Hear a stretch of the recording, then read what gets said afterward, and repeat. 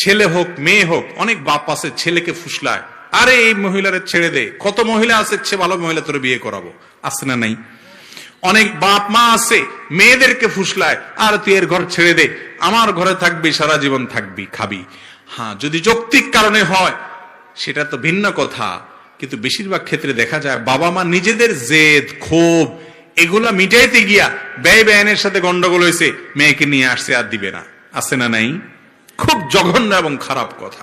আল্লাহর জমিনে স্বামী স্ত্রীর সম্পর্ক ভেঙে যাওয়ার মতো এরকম কাজ, অপ্রিয় কাজ আল্লাহর কাছে আরেকটা নাই জায়েজ কাজের মধ্যে। এজন্য ভাইরা, তালাক যাতে কম হয় চেষ্টা করবেন যে কোনো ভাবে মিউচুয়াল করার জন্য।